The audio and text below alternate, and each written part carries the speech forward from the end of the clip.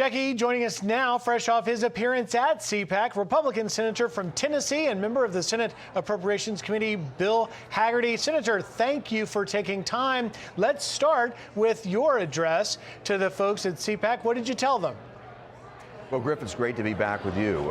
We talked a lot about the threats that face our nation and the fact that the Biden administration is opening the door to so many of the adversaries that we had done such a great job under President Trump's leadership of showing strength and the fortitude of America. What we're seeing right now with either the knee-jerk policies that Biden has used, collapsing our border, kowtowing to the WHO and refunding them, Nord Stream 2, letting the Russians have that pipeline, entering the START deal with the Russians, getting nothing in return.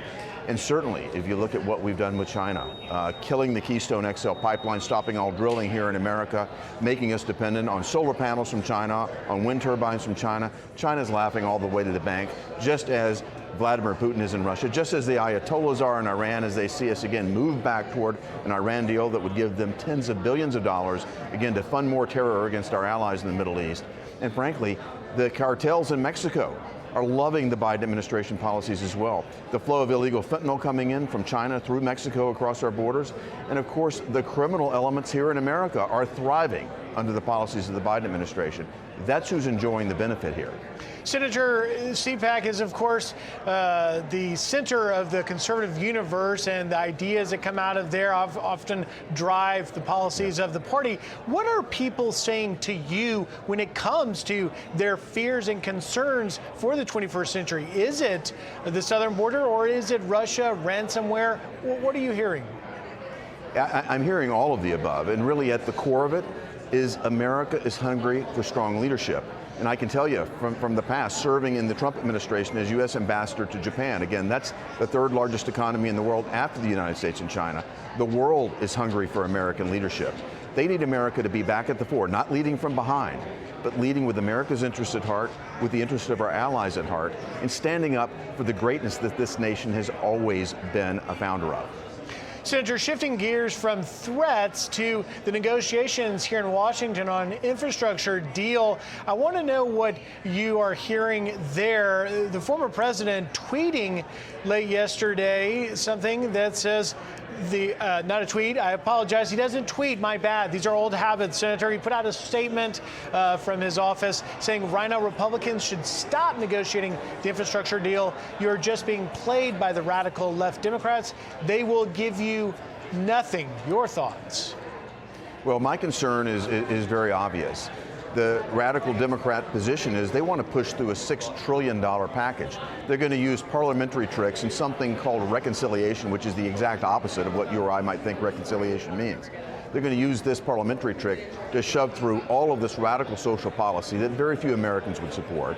They're trying to get Republicans to cooperate on certain aspects of infrastructure that probably we would agree on. Roads, bridges, airports, highways, even broadband. But they want to go far beyond that and mask this under the guise of bipartisanship. It doesn't appear to me that they're looking for a bipartisanship solution at all. They're looking to shove through their policies. So do you agree or disagree, Senator, with the former president that Republicans should just stop negotiating now? I'm going to have a very hard time moving forward myself, and I think that would put me in alignment with President Trump here. Looking at what they're talking about doing and the way Biden flipped immediately to talk about pairing these two things and not signing one without the other. Again, they're trying to walk that back at the White House, but I think the message is pretty clear what they're trying to do. They're trying to, again, use parliamentary tricks to shove through this massive package that will add trillions of more dollars of debt to our children and grandchildren's backs. This is not good for America. We're creating inflation at the same time, and we're moving in a direction that I think Americans don't want to see us go. You put your finger on a word there, debt for our future generations. Yes. Having covered CPAC for more than 25 years, I remember going back all the way to the 90s, that the Republican Party conservatives were all about not putting more debt out there. In about 3 weeks, July 31st, we are going to have the first opportunity for conservatives to try and hold the line on the debt ceiling, yet Republicans are negotiating for a $6 trillion possible deal, which certainly would increase debt. Do you anticipate conservatives, Republicans trying to mount a stand in 3 weeks with regards to a debt ceiling?